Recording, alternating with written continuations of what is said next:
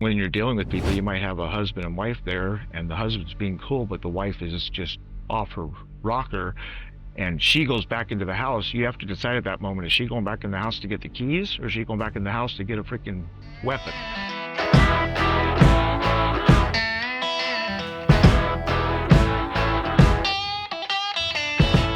All right, welcome to Tales from the Shift, Matthew Pitman. How you doing, man? Doing awesome today. I'm so glad to have you on. Repo Man. I don't know anything about this, so I think everybody's gonna really enjoy this one. So basically, what is a Repo Man? How does it work? Well, in our line of work, we're referred to as security enforcers, which is a little bit different than collectors. Collectors call over the phone and try to get people to pay money, whereas we physically go out into the real world and pick up collateral that's been secured by some form of title against a loan, usually a traditional bank loan of some kind. And the bank holds that note. And when that loan goes into default, they do what they can to try to get them to pay remotely. Now it's emails, texting, phone calling, and when the what we call debtor, the person that owes the money that did the loan, stops responding, then they're left with no other option other than to send somebody physically out into the world to attempt to pick up the collateral that's securing that loan. So we're the guys that go out and do that, and they recover it to this either asset recovery specialist or the more commonly known name is a repo man. Okay. And how did you personally get involved in this line of work? When I was about 15, before I even had my driver's license, I was living down in Phoenix, and I had a really good friend who his older brother was an old school repo man down here in the valley, and he was doing the job, and we would go to his lot as during the summer, and we would just help him out doing things like winding up extension cords. He taught us how to open vehicles, make keys, everything that was needed to be done to basically keep the lot. And that became a summertime job for me. And so I was just exposed to it. I'd see the guys coming in all hours of the day and night, dropping off different kinds of, RVs, boats, trailers, motorcycles, and they just seemed to have everything in the lot. And I was just fascinated by it. And I had a love for vehicles. I actually had a passion for car audio at a very early age. And so because of that, I was good at messing with the stereos and putting sound systems in the vehicles. And I never really gave much thought to what the business was, what they were doing. I just enjoyed as a young kid hanging out down there with all these guys and was just exposed to it at a young age. And that was my introduction to it. And I guess you could say I kind of grew up in it as a teenager, even though it wasn't my direct family that got me into it. All the people around that industry kind of became my people. And I was exposed to it just really early on and was fascinated by it. Awesome. All right, so let's suppose someone doesn't have they don't know anybody in this line of work, and they say, "Hey, this is cool. I'd love to be a repo man or do repossessions." How would you suggest they get into this career field? How would you break into it if you didn't know anybody? I'd say in this day and age, a unilateral industry that a lot of guys use is the towing industry. A lot of people mistake towing companies and repossession companies. You'll have a lot of them towing companies that'll do what's called towing and recovery, but the recovery part, they're not talking about repossessions. They're talking about recovering vehicles that have gone off road, and they use specialized equipment to recover vehicles and upright them. And so it's an interchangeable word that gets used, but there are a lot of guys that go into the towing world because it's the exact same equipment, but two totally different jobs. When we show up, people typically don't want us to be there and they're doing their best to hide from us. Whereas when a tow company shows up, you've intentionally called them and you want them to be there because they're coming to rescue from some kind of situation that has gone awry, whether it be a broken down vehicle, flat tire, car accident. Typically, they're wanted, we're not wanted. And so, but you see, I find a lot of guys that transition, they learn how to use all the equipment in the safe version of it, where they're not being attacked, chased, shot at, you know, and they learn to operate the equipment and then they transition into repo. And so through their connections with the towing company, it's a parallel industry.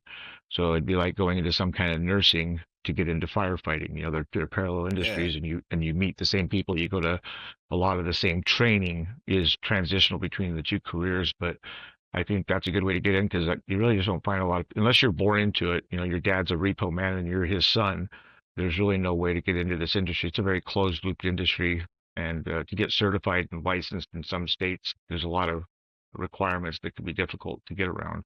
So I would recommend someone get to know somebody else and offer to be willing to file, paper away. And if you're good on computers, maybe get into the office and start learning the office front end of it, and then transition your way out into the lot and then eventually into the trucks. So there's different avenues you could take, but you'd start with somebody finding, feeling like you had the skill sets to be able to do it because it's a jack of all trades type of industry.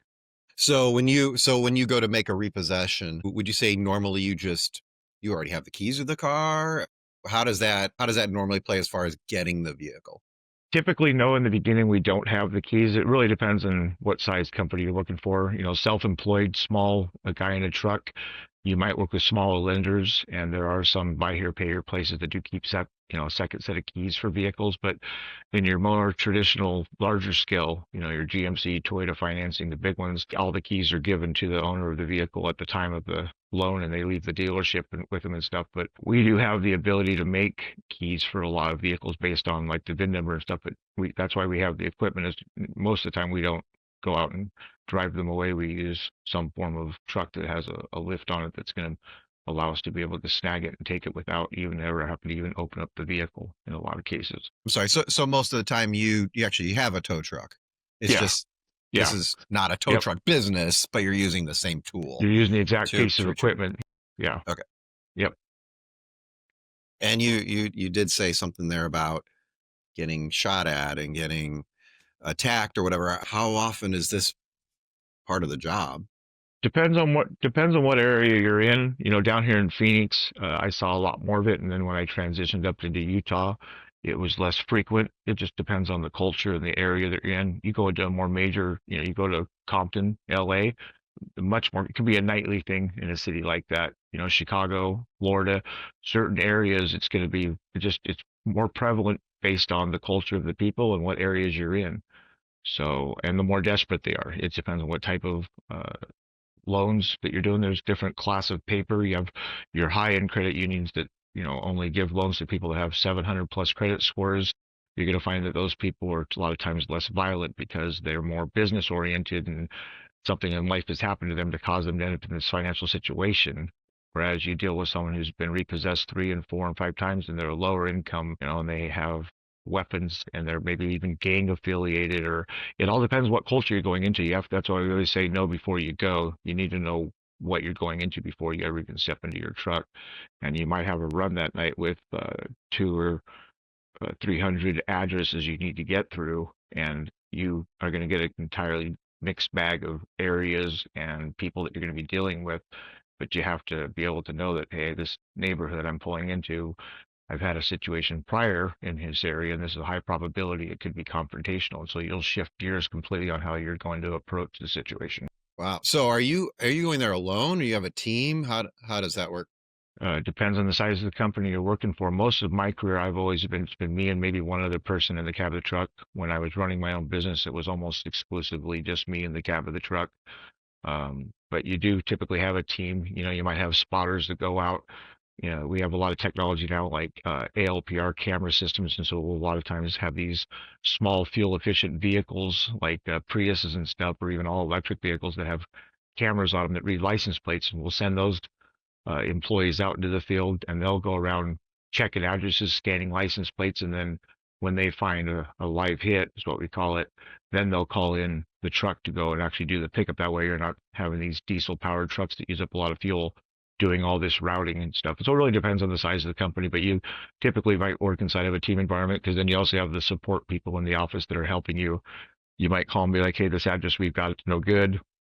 I talked to a neighbor. They gave me this piece of information. You send that back to your team in the office, and then you go on and keep running your addresses. And within an hour, they might send you over a text message or an email saying, "Hey, we've got a new address for you on that Jeep. We got a new employer. We just talked to them. He's there right now." So your whole day you can shift moment to moment, but you have a support team that's helping you with this. So you said sometimes you have sort of a scout type character checking things out with cameras. What would that job title be? Is that also a repossession, or is that just what would you call that person? They're going out. They do a lot of times. It'll be your more veteran guys that used to drive and do a lot of the work, and now they've got a lot of field experience because they're the ones that are going to get out, knock on doors, talk to people, and you might have less experienced people that are just operating the trucks and doing the pickups that don't interact with people. And so there's a misnomer that the guys that run in the camera cars are the noobs. In some companies that is a way to work your way up to a repo man.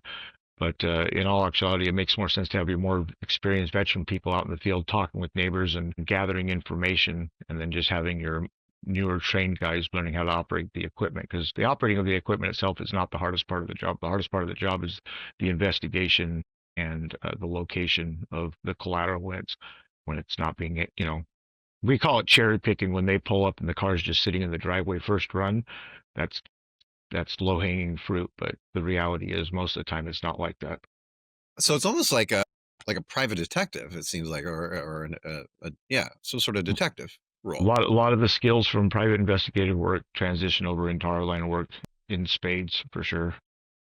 Do you do you find people moving from one of those careers to the other, or vice versa, that Yeah, that have this line of absolutely. work? Yeah, they refer to the people that do all the locating as skip locators, and the skip locating industry and the private investigative industry overlap each other significantly for sure. Okay. Okay. I know that before we really started, you were explaining to me that you did a lot of skip locating. You want to talk about that for a minute as to your experience Yeah, with that? And it's just one of those skill sets that you don't really realize you have until you get into it. But before I was ever in a truck, for a good 5, 6 years before I ever even started driving at a young age, because they have insurance requirements and you typically have to be at least 21 with some companies, 25 with a good driving record before they'll put behind the wheel of a truck. And like I said, I got into this when I was about 15, 16. And so all those early years when I couldn't actually be driving, I could ride, shotgun and learn what they were doing, which we did quite often. But I would we started going through old files and looking at ones that they were never able to find. And it's like one of those no harm, no foul. It's like if you don't find any, we don't gotta pay anything, but we'll let you go through these boxes. And next thing you know, I'm like, hey, have we tried this address? We go out there and boom, there's the vehicle. And it may not necessarily be that it could be the timing of it. Someone could have looked at this account 6 months ago, and at that time, this was not a good address, but 6 months later, it is. And so it's a fluid industry where you have to keep revisiting older cases. And because human beings are very habitual and we have a lot of patterns that we repeat. And so if you go there when they're in this part of the repeating pattern, and then later on they're in this part of the repeating pattern, because people will typically go back to living near mom, or they'll go back to the same type of schools, or if they have kids, they've got to be in school somewhere. And now with social media and stuff like that, we can track people in pretty much real time, and they'll post everything you can imagine on the internet. And just because they're hiding doesn't mean that all their family members are hiding. So a lot of times you just find the family members that are living completely normal lives, and they're talking about, well, here's where Jimmy's at, or I hear he just got a new truck, or he just got a new job. And so a lot of times people think, well, I just don't need to share anything on social media, and no one can find me. And it's like you can't keep all of your friends and family from talking about you. people And so talk. there's kind of a trick to it. But back in the day before we had that technology, it was just literally going through paper files, and that's what we were doing, was looking, and you find a common link between one and another, and you see, well, 3 times he's had 3 different addresses, and they've all been within a mile and a half of mom's house. He's going to do that again. It's going to come back around. And so you have to be able to read between the lines and see the patterns of what they're doing. He always does concrete work. He tried welding, and that lasted for 6 weeks, and now he's been back at concrete for 2 years. You can see the patterns. Just we'll try new things in our life, but typically we always come back to what we're comfortable with, what we know. And sometimes that might be, a gambling problem, or some kind of an addiction that they can't get a certain type of girl, certain type of guy. A pattern's a pattern with a human being, and you just got to be able to identify those and then figure out how can I guess for no better words, exploit this, because we're doing this for a business reason. We're not doing this to try to hurt people or harm people, but it's the exact same skills you would be using, and you're exploiting weaknesses in their behavior patterns, and you're utilizing them for the end result of trying to find something they're trying to hide. It's really cool. I mean, up until we've had this conversation, I just imagined you were told, go to this address, get that car. It may be difficult to get the car, but still you get the car and that's it. Yeah, Not this whole investigative angle to it is actually pretty interesting. I gotta say. yeah. We end up finding out a lot more about people's personal lives than we really wish we had to by the time we get to the end of some investigations. It's amazing what you learn about an individual. Yeah. Yeah, it's almost like when you move on them, it's almost like making an arrest. We've built our case, and now we have all the information we need, and now we go and we take the car. We don't take the person, we take the car. Right. Yep. Very cool. Sometimes we take the person when they won't get out of the car. How is I got it? How so?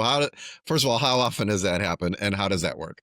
Very rarely, and I'm exaggerating. We couldn't actually go down the road with the person in the vehicle, but you'll have people that'll be difficult from time to time, and you'll get the vehicle hooked, and they refuse to get out of the driver's seat, and the whole situation just starts to go south. And the idea is to keep what we call scene control and deal with it. But once we're hooked to the vehicle and we're off of private property, the repossession technically is over at that point. And from that point forward, it's now a transport.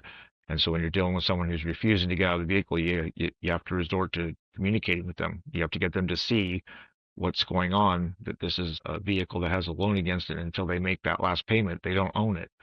But people become very pragmatic about that when they've put new wheels and tires and big sound systems and wraps on these things. It feels very much like it's theirs, even though they haven't paid for it yet.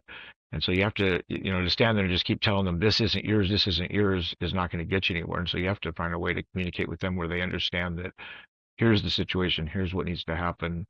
And even talk to them about, this isn't the end of the world. This is just a situation that's happening.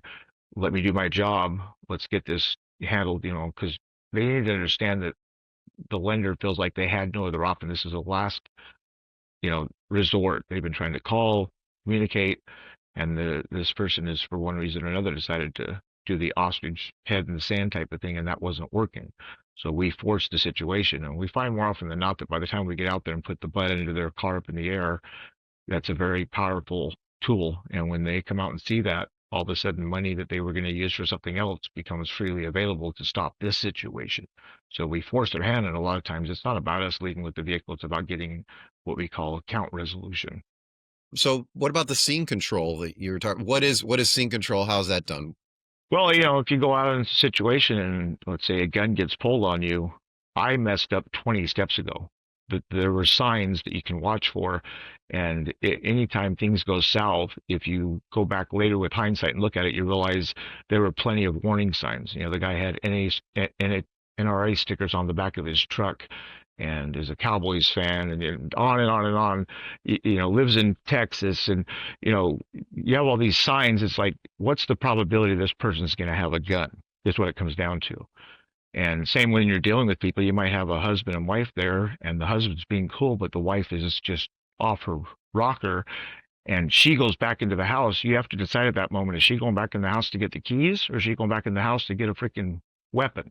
You have to see these things before they happen, and you have to read people's body language and get a good feel for it. And I call that scene control. You have this guy that's telling you a story about how when he was leaving the scene of a repo and he ran over a $300 skateboard, and it's like, well, you saw the toys before you pulled up. You knew they had children. You have to have an awareness to the very basic things of what's going on. Sometimes it might be about your safety. Sometimes it might be about property damage. But the reality is you have to see just about everything. And then when you couple that with, a lot of times we're working at night, you want to make sure that you are just doing everything you can to be prepared for the situation. Bad weather, where I'm based in Utah, we get a lot of snow, and 2 in the morning you're walking around someone's driveway, there's a good chance you're going to slip and beat it on ice. I've done it multiple times, and you crack your head open in the middle of a repossession and hurt yourself. You're not going to be helping anybody.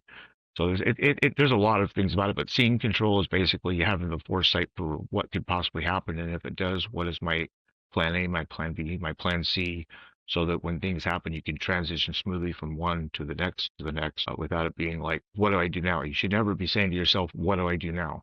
You should already have an answer of how you're going to handle just about any scenario that could happen. And that just comes from being in lots of situations over time and having walked through them and then learning from the mistakes that happen and then reapplying them moving forward. Yeah. All right. And so you said a lot of times it's night work, but I'm curious if you could just explain to us what kind of hours would a repo man work? What's the amount of hours maybe in a given week a repo man might work also? When I worked for people as a driver, you have a set schedule, and we work 24-hour shifts. We work around the clock, and so you might come in at 6 in the morning, get off at 6 at night, and then another guy might jump into the exact same truck you're in. He'll work from 6 at night until 6 in the morning. That way, that truck is running 24 hours a day around the clock. When I was running my own business and I had my own truck, I just set my own personal schedule. I had to find that work-life balance between family and doing what I was doing. But typically, running my own business, I would average about 12 to 15 hours a day in the beginning till I got it up and running. And then I was able to scale that back. And, certain days would be more office work, dealing with the lenders, getting invoices turned in, doing my own finances, maybe going out drumming up new business, maybe doing some marketing, getting new business cards, setting up a new website. As things started to blow up for me on my YouTube channel, then it became crazy things I never planned on, like merchandise. People wanted hoodies, beanies. They wanted you to send out materials to promote something that you never even thought was going to be uh, a part of your business, and next thing you know, you're making revenue from that, which is, revenue is the idea at the end of the day. It's whatever you're doing is to support this whole thing, and it grows into something that in the beginning it started out just going out and picking up vehicles, and years down the road you're selling hoodies and beanies. So Right. So before you were running a business, when you like just consider a repo man in their basic form, whatever that is, what do you think, how would you describe the work-life balance for that person? for me, I'm like a pit bull with a steak in his mouth. I get a couple of really good cases that I have got my interest.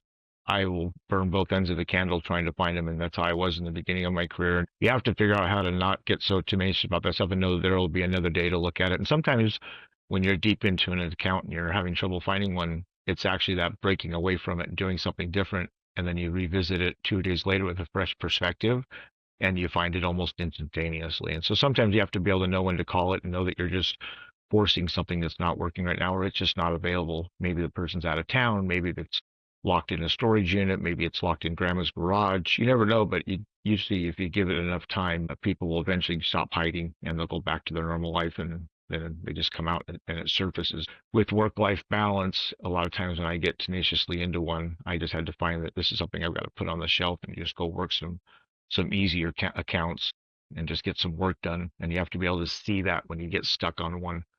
But yeah, you try to get to where you balance between you have to do what's called day runs and night runs, because you're chasing people that have jobs at different times. So you might have 4 or 5 accounts that work graveyard shifts.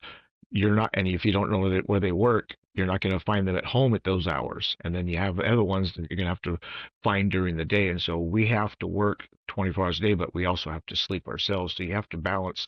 Maybe Monday, Wednesday, Friday, you do day runs. Tuesday, Thursday, Saturday, you do night runs, and you just bounce them back and forth between those two schedules. And how many hours in a week would would you say someone normally puts in? Mm, in an average week, maybe 50, 60 total. Okay. Yeah. Yeah, you're working. So is so are you a contract as a repo man a lot of times contractor, or a lot of times they're just on staff, so to speak, for a company? With the bigger companies, it's going to be staff, but there are smaller guys that 1099 their business out, subcontract out. A lot of them might pull together. You might have an area where you got 3 or 4 subcontract companies that get together and they pool their resources.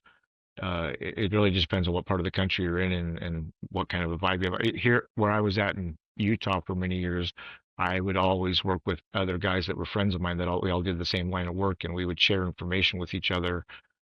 And if I knew he was looking for a particular vehicle, I would watch for it. And the more eyes you have watching for something, the better. And we would help each other out. Or if I had a situation where my equipment was having a failure one night and I'm in the middle of a repo, I knew always had backup people I could call and be like, hey, I need help on this situation. And he always had someone that could show up and get you through it. And there was a lot of support. I think that's a good way to run your business, is to network and know other people that do the exact same thing as you, and even have relationships with towing companies and other people that have places where you can store things in an emergency. Your lot might get full and you may need an overflow lot. And you want to make sure that before that situation comes, you want to make sure that it's a lot that's got the proper insurance and the proper security. You don't want it to be a last minute thing where you're just hoping and praying it's going to be okay. You want to have all that set up ahead of time. So lots of networking. I was really big in with communicating with, I had relationships with dealerships, parts and service departments that could make me keys in an emergency situation where I had to have a key because the circumstances called for it, and there wasn't the option of being able to tow it. because of how they were parking it. I mean, you come across many different scenarios, and who you know and is a big part of this line of work. You have relationships with law enforcement. You want to make sure that they know who you are, what you're out doing. If you're out 2 o'clock in the morning sneaking around and stuff, it's a good way to get shot, or for someone's going to call and say, hey, like something suspicious going on outside my neighbor's house. And when law enforcement shows up, well, when they know who you are and they've dealt with you in the past, they get it. Because at 2 o'clock in the morning in a bad neighborhood, there's only two people that are out at that time of night, and that's law enforcement and people that are breaking the law. The only other person that's out that time of night is repo men.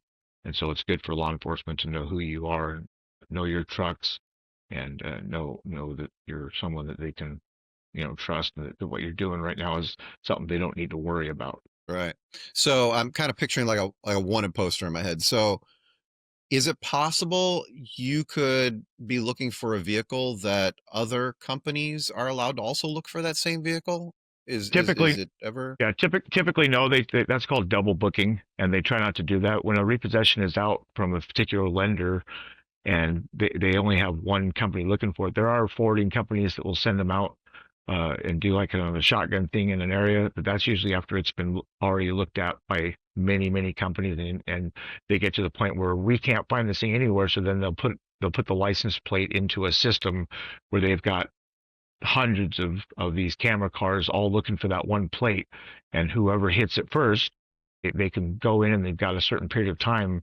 You can contact their dispatch, say, hey, we got a live camera hit on this one, and then whoever's the closest company that's got that live camera hit, they have it's usually like a 2 hour window they'll give you. They say if you can have this secured the next 2 hours, it's yours. So that's about the only time you have multiple people looking for one. But traditionally in the beginning they'll have it assigned out with one company. That way we're not butting heads with each other. Okay, that makes sense. All right. What about a lot of people have garages? So what do Mhm. you do in the scenario where the person always goes and they always park in their garage? How would you play that situation? Typically, with situations like that, back in the day, what we would do is if the garage was open, it was okay for us to back up and pull it out of the garage. But that's become more and more of a gray area. And then we've seen more and more cases where, say, the garage door is halfway down.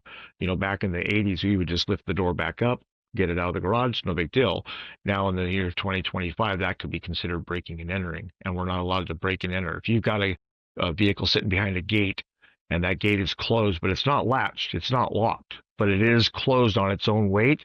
Just the act of swinging that gate open is the same as if I had broke into their backyard. Whereas back in the day, it was the Wild West. Now today, with a lot more lawsuits that have happened and a lot more situations that have taken place, it's a different industry. And so we have to make sure that we have free access to the collateral. If a UPS man can walk up and touch it, then we can walk up and touch it. It's the same thing. We're there for the course of business. When UPS comes onto your property, they're not trespassing when they're bringing you a package, and they're on private property. Same thing for us. We're not trespassing when we're there to do business, but if somebody comes out and says to us, you need to leave the property, and we don't leave, at that point we are now trespassing.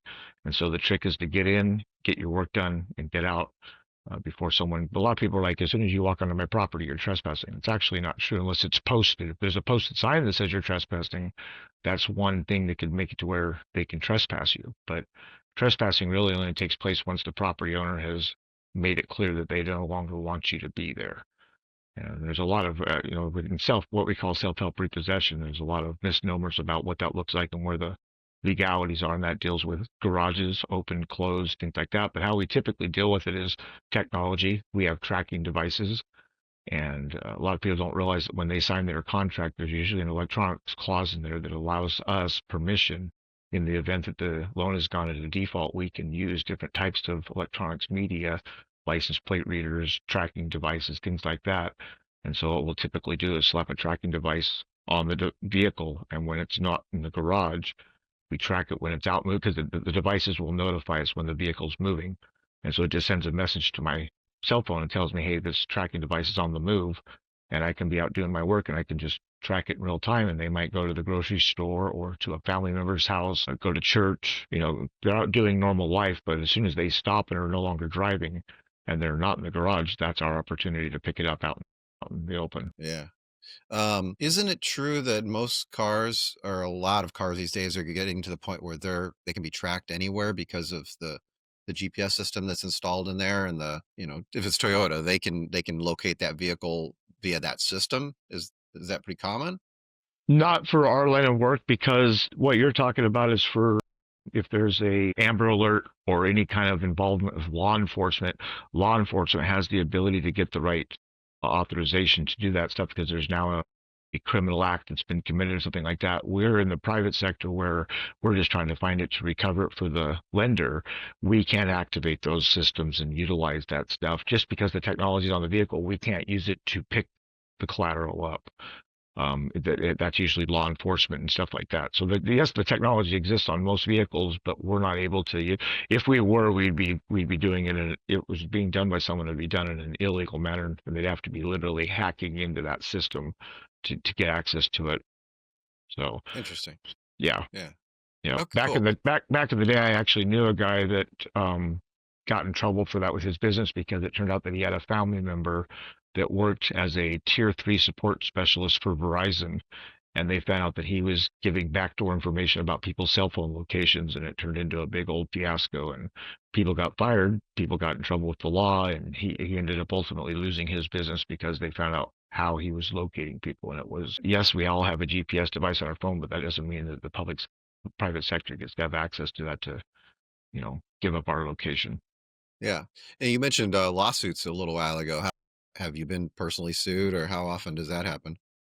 I've been sued a few times. People will always make claims. The vehicle gets back to your lot, and all of a sudden there's $3,000 cash missing from the glove box, and it's like, if you had $3,000 cash, why couldn't you make a $279 car payment? Or Grandpa's, $10,000 gold coin is all of a sudden gone. And you'll get claims that are pretty exorbitant, and that's why the lenders need to know that they're dealing with a trustworthy, vetted company. And but you'll get the ones that are few and far between that will make claims like that. And every once in a while, you will make a mistake. You might run a mailbox over or break a child's skateboard. Stuff does happen like that, and you have to carry the proper insurance to be able to deal with those situations.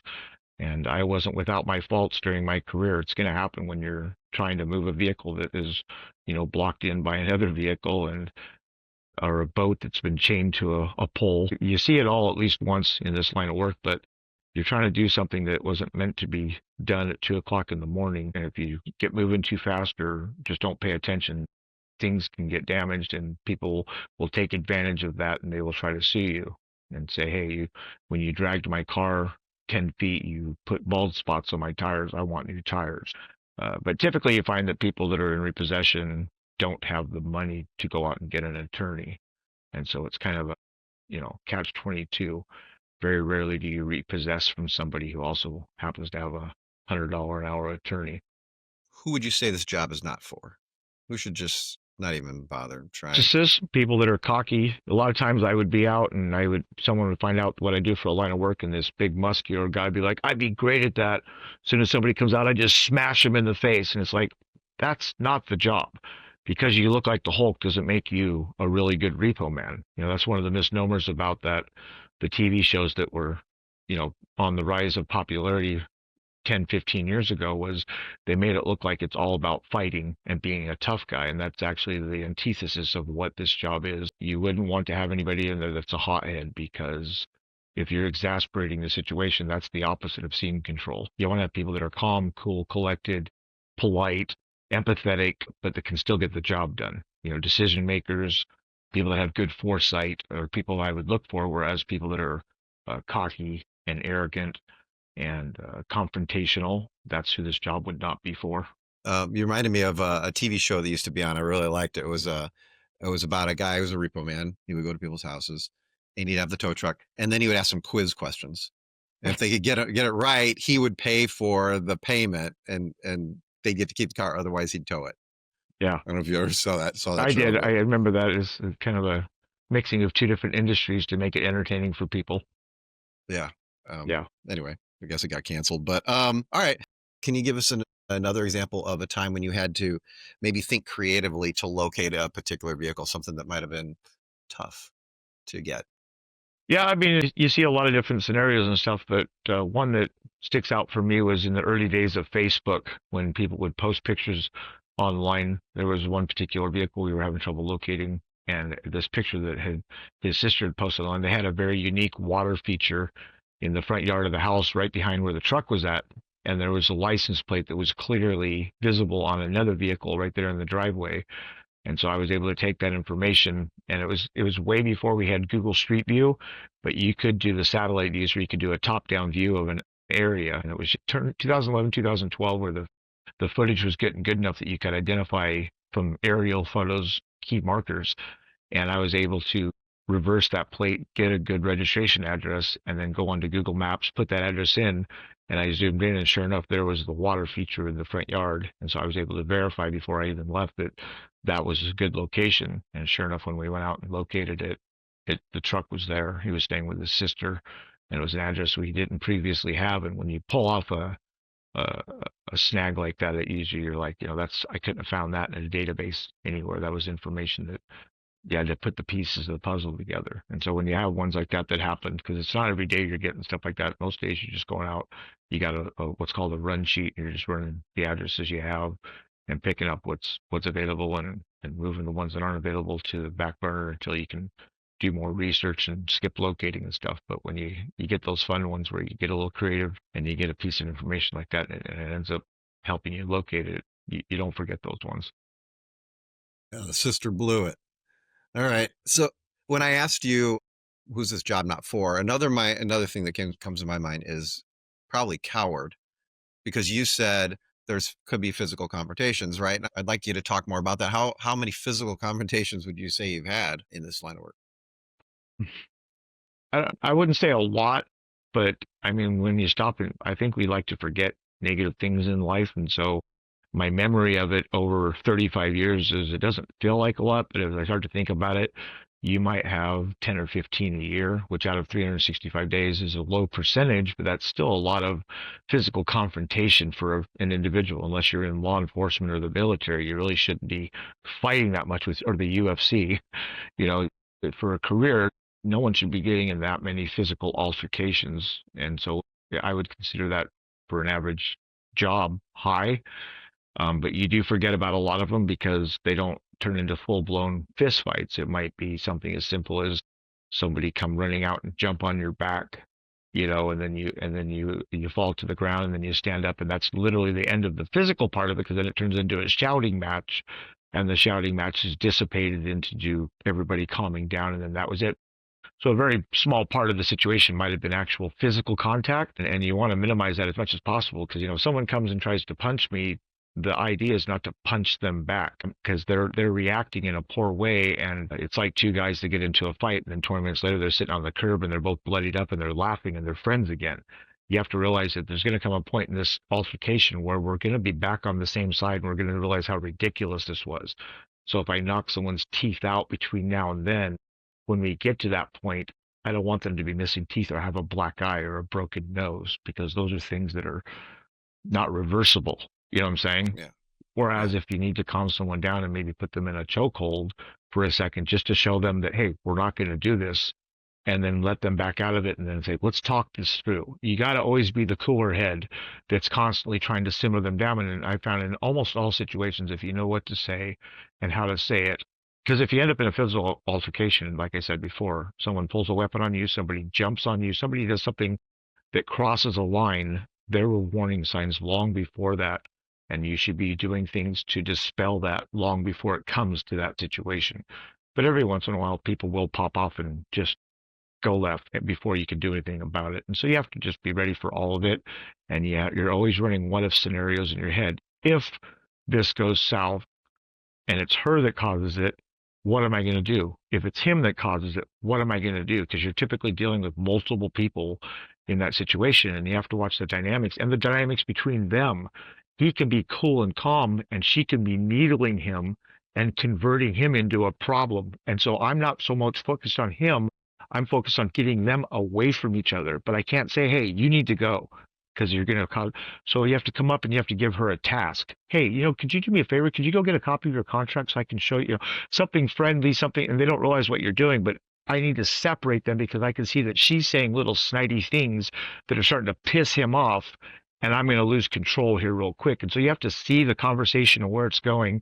And that's what scene control is, constantly controlling how people interact with each other and the warning signs, because you've seen it happen 100 times before. And you know, in this situation, and sometimes I would even carry bottled water in an ice cooler in my truck in the summertime when people start getting hot and heavy. The guy's in his truck getting all this stuff out. I'd bring him a cold water, and that would change everything because you're being polite, you're cooling them down. You need some water, you know, and just sometimes just offering it. They might be like, "No, I'm good. I've got water in the house," but they don't forget that you just offered them water. And so it really took years and years and years of trying different things and figuring out that you can plan before you go and be ready for just about anything. But yeah, all physical altercations, they suck. I've never enjoyed them. Yeah, so you definitely sound like you understand human and how they behave. And it sounds like you know how to fight, but you keep it more on the defensive level as much as possible in order not to take it any further. What about, do you know how to defend yourself against a gun being pulled upon you? Have you had any type of training like that?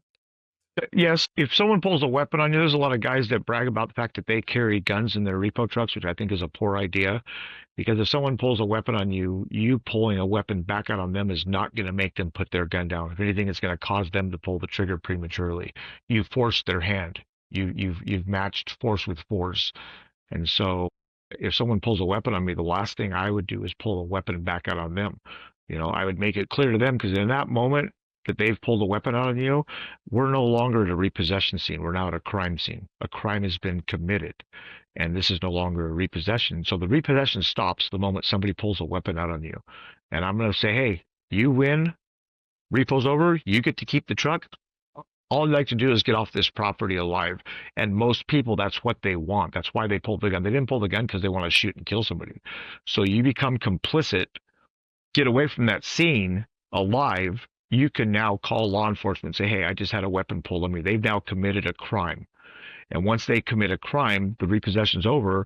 We can't call law enforcement out to help us with a repo, but you do call law enforcement out when a crime has been committed. If I'm out and they break a window, that's property damage. They just caused property damage. It's no longer a repossession scene. It's now the scene of a crime, be it a misdemeanor, but it is this. I see a man hit a woman or a woman hit a man. There's now been an assault. This is now a crime scene. And see, a lot of guys lose. They try to keep doing a repossession after they see something illegal happen.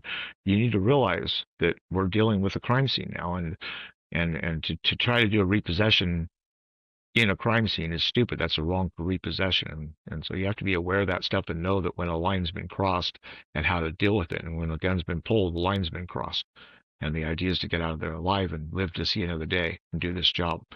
So I would imagine a lot of times you probably show up to someone's property.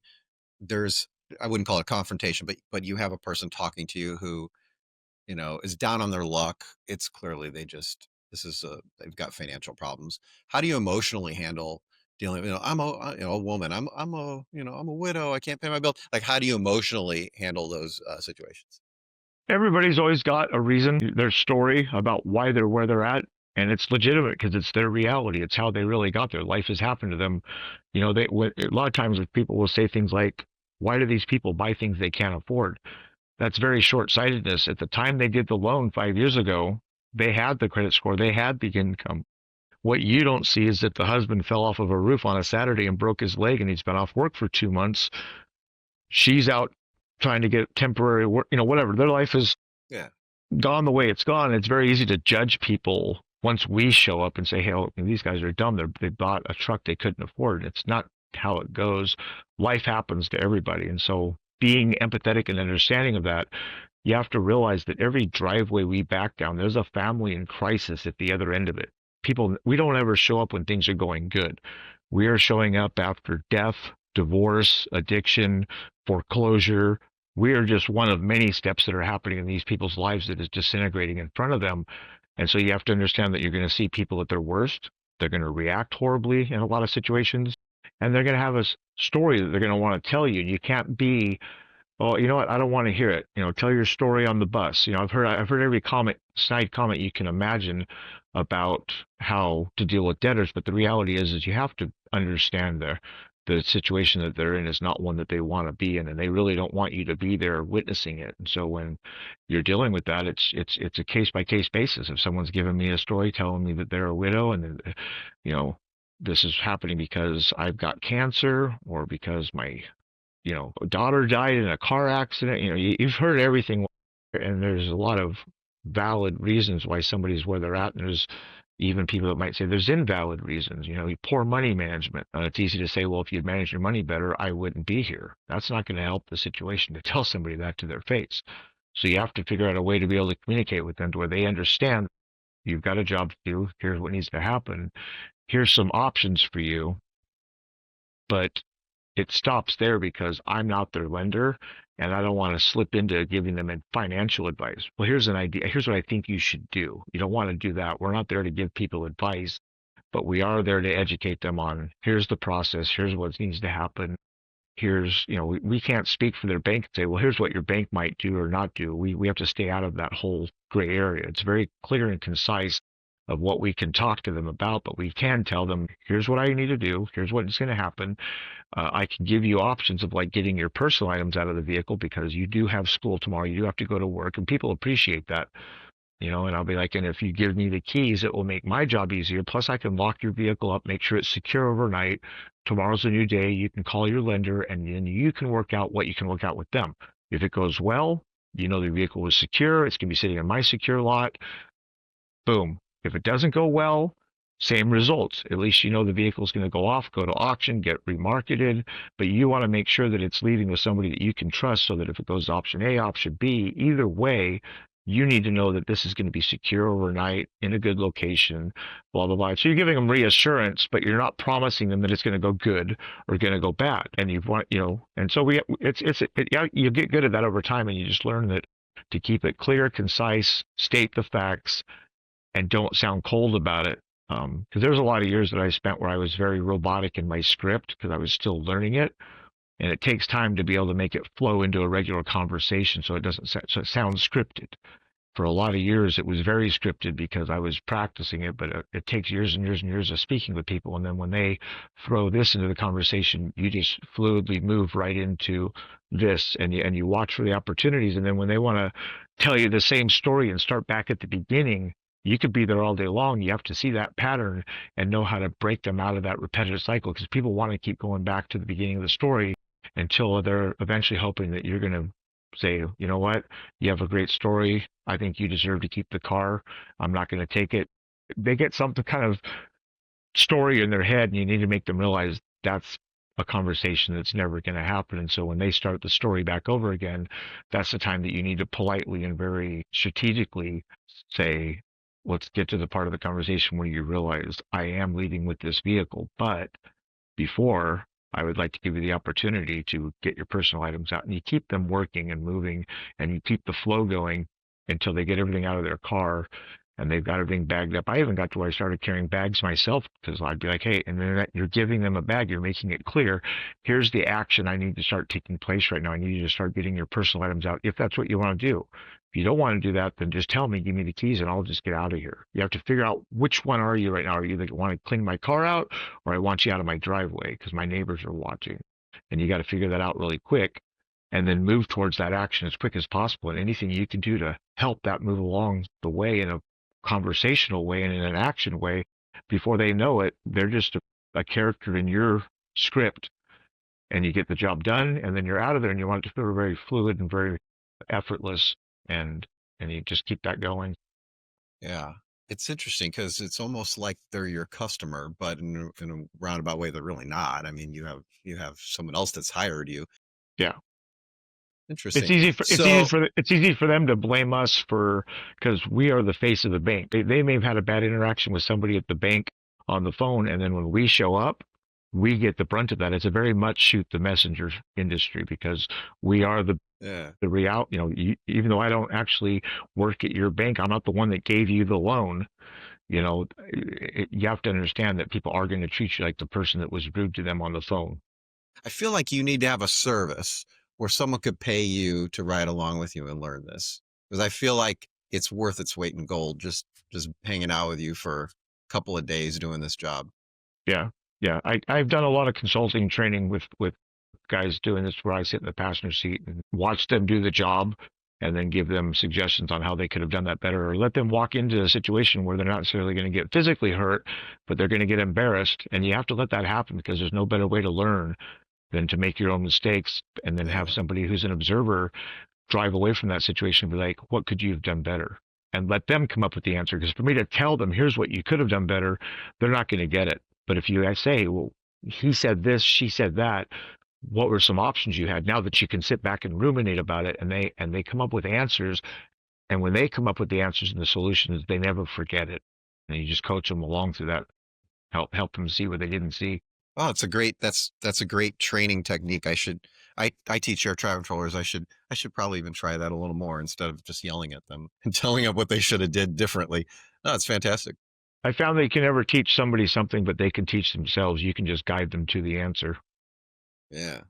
Right on. All right. I'm going to read a stat to you and you tell me if it's right or wrong. It says here that there's a repo agent shortage, and some companies like Harley Davidson saying that they have 53 million in credit losses just because they can't get enough repo agents. Do you think there's a shortage or not? And if so, what's the There's always solution? been a shortage of trained asset recovery specialists. There's lots of people that get into it that it wasn't for them, or it's just not the time. They get in and they find out that it's not all glitter and glamorous like they thought it was going to be, because it's not a glamorous job. I mean, I think a garbage truck driver has a better job because at least people want him to show up and empty their trash cans. Nobody wants us around. It's not a popular industry at all to work in, and they think it's going to be all excitement, actions. There's a lot of thrilling stuff that happens.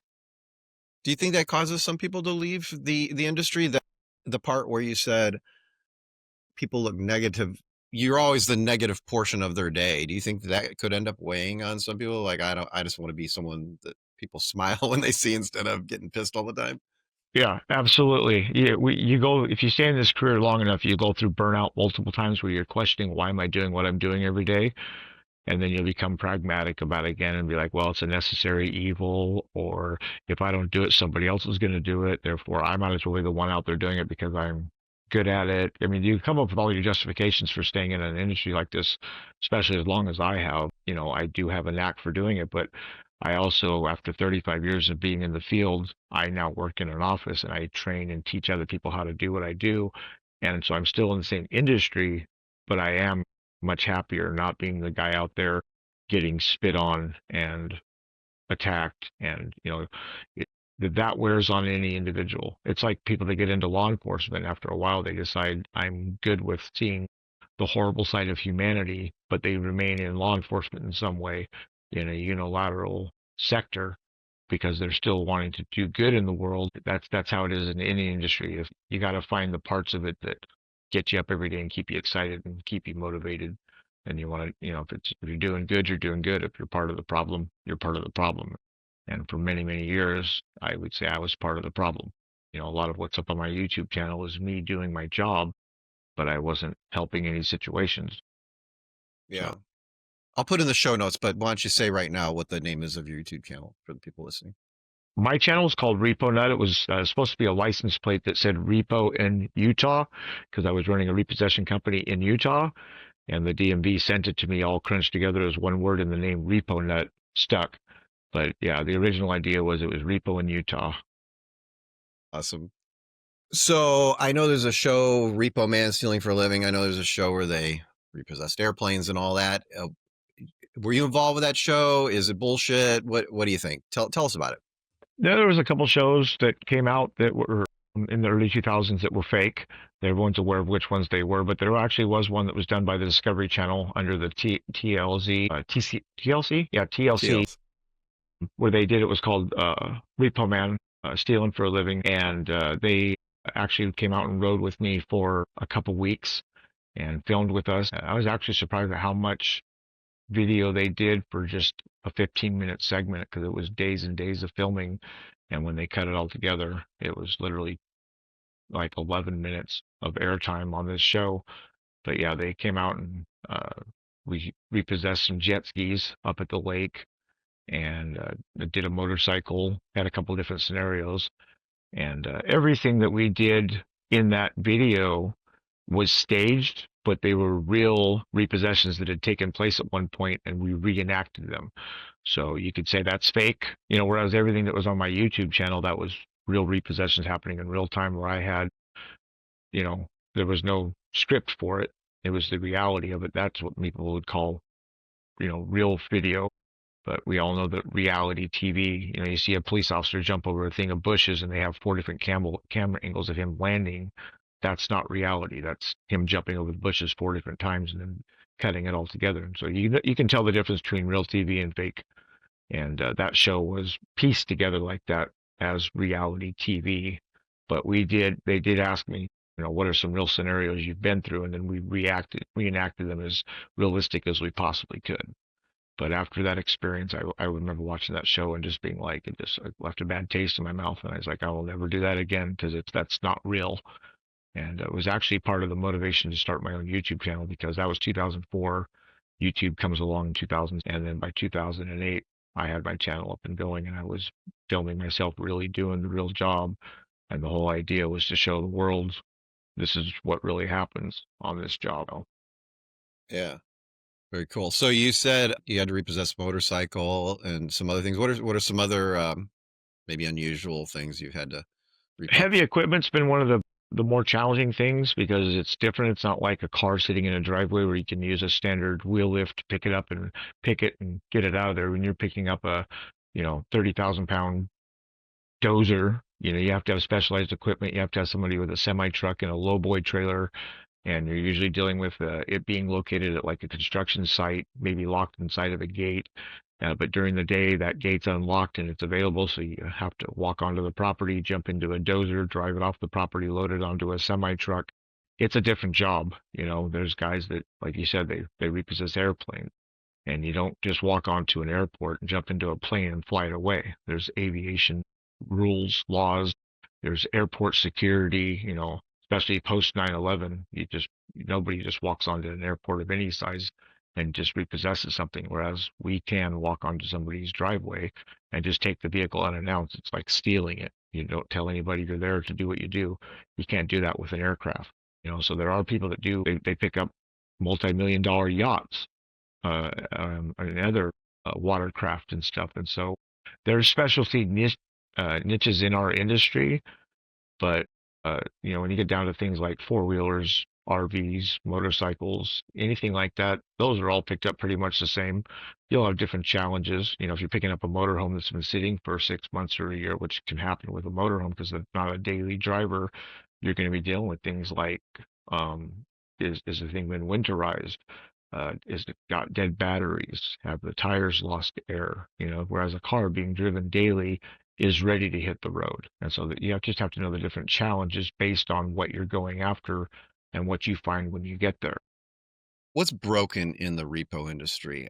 I think you have I know we mentioned some things before, but maybe you could expand a little on that. In your opinion, is what might I be I broken? know that a lot of people in my industry probably wouldn't agree with this, but I feel like the focus has been put on the drivers that are going out and picking up this collateral for the most part are rewarded for picking up the collateral. They're paid more to get the repo, and they're paid less if they have interaction with the person and they get the person to pay.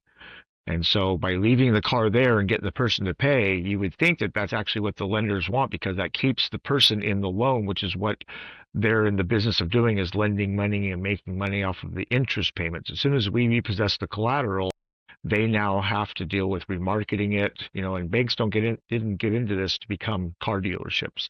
They got into this to make money. But it's flipped around backwards, and we are paid more to get the repo and paid less to get resolution. If we were to flip that one thing around and we made it to where the drivers got paid more to get a payment and got paid less to pick the car up, a whole bunch of good things could come from that. I mean, there's always going to be the ones that there is no resolution. We absolutely need to pick up the collateral. So this isn't an across the board blanket statement, but I found that most of the time, by the time you go out there and you pick somebody's vehicle up, they will find a way to get the money to keep that thing back in their driveway. And the moment we take it, that relationship is never the same again. And so anything you can do, even if it scares them, they come outside, the back end of their Escalade's up in the air. They're like, whoa, whoa, whoa, whoa, this can't happen. I just started a new job, whatever.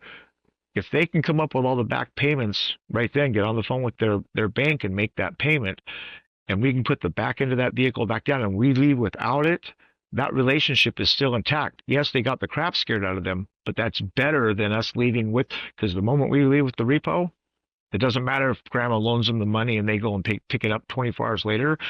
It leaves a bad taste in their mouth and they will never get over that. And they're rarely do they keep up on their payment after that situation. But Really? if we don't take the vehicle and we do get a resolution, it builds some kind of a trust. There's a weird thing that happens there that I've witnessed time and again, time and again. The problem is most guys don't want to make contact. They don't want to have any kind of resolution. Because they're going to get paid less for that. And it takes more work to sit there and have a conversation for an hour with somebody, whereas I can be in and out of your driveway in 10 seconds, Right. and I'm going to get paid more for that. So right now, that's one of those things that I feel is broken about our industry is in a large bulk of the situations, I wish we had more unilateral capabilities of resolving the situation and leaving the vehicle there with the people. And I practiced it time and again, time and again, time and again, and it works.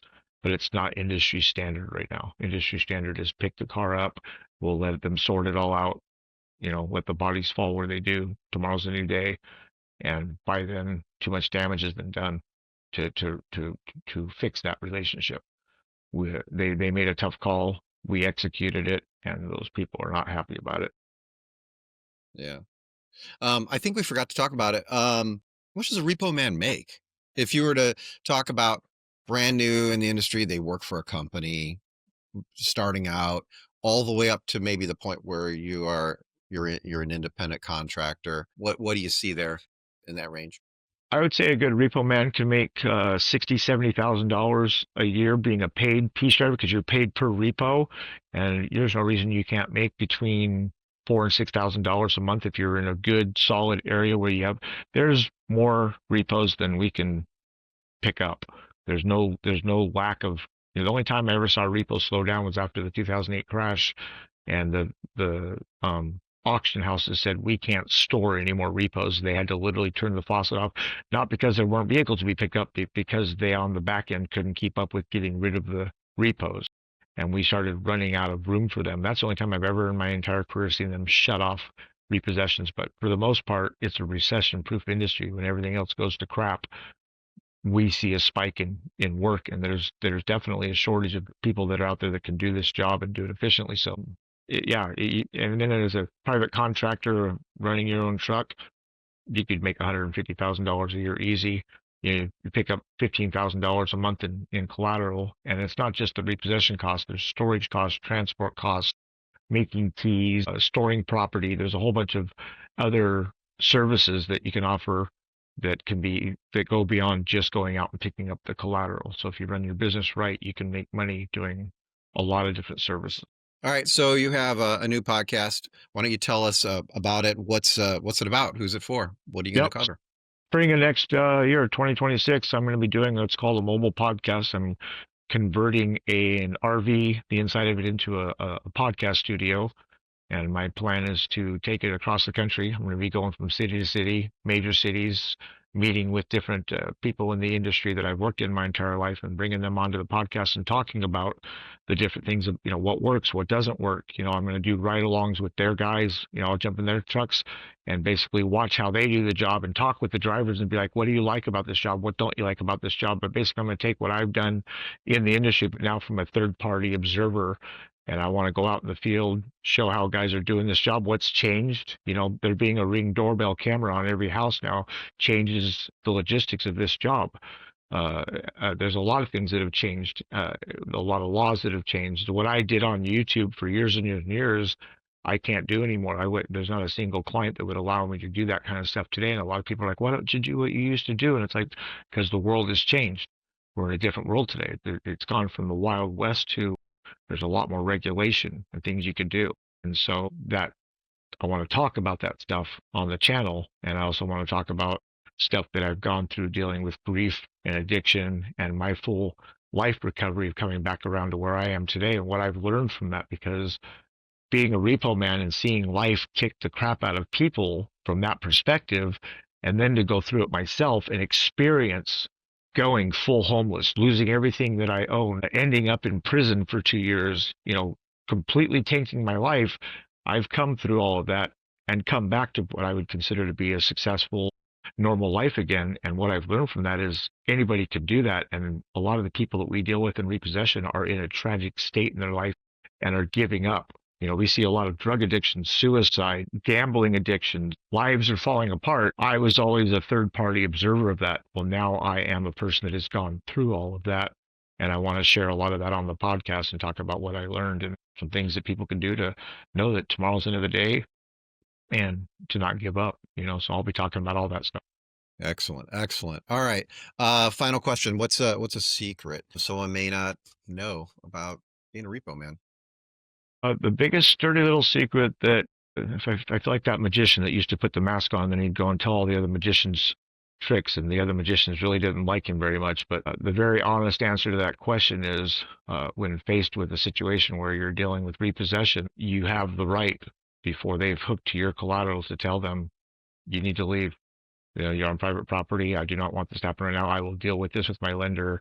But if they have not actually secured the collateral, you absolutely have the legal right to tell somebody during a self-help repossession, you need to get off my private property right now. This is not happening right now. Now, if they're already hooked to the truck and they're ready to leave and you tell them to leave, they have the right to leave with the vehicle on the back.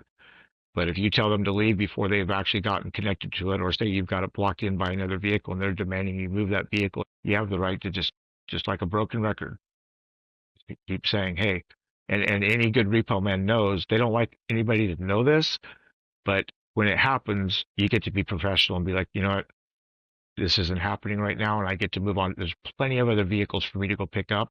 This is one that I'm not picking up today. It's the guys that sink their heels in and get stubborn and think, no, I'm not going to let this person win. I'm getting this car. That's bad thinking. As a repo man, you need to be professional and realize this is one I'm not getting right now, and I'm going to move on to the next one and keep working like that and always keep an open mind because these are people that have rights, and you don't get to infringe on those rights, and you get to treat them like people and with respect, even though these guys get it in their heads that these people don't deserve respect because they're in the situation because of mistakes they made. It's the wrong way to think. You need to always treat other people as people, and people have the right to tell you no, get off my property, and you get to respect that and move on to the next one. That's probably the biggest secret in our industry that most people don't talk about. All right, Matthew Pitman. This has been a banger. I really, really enjoyed this conversation. I think your career field is fantastic. Really cool. Thank you. Yeah. Thanks for coming on. I appreciate it. Glad to be here.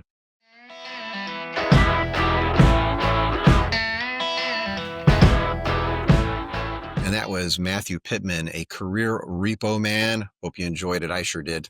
And if you enjoyed this content, please like, subscribe, leave a comment down below, and tell me what you think about Matthew Pitman, the Repo Man.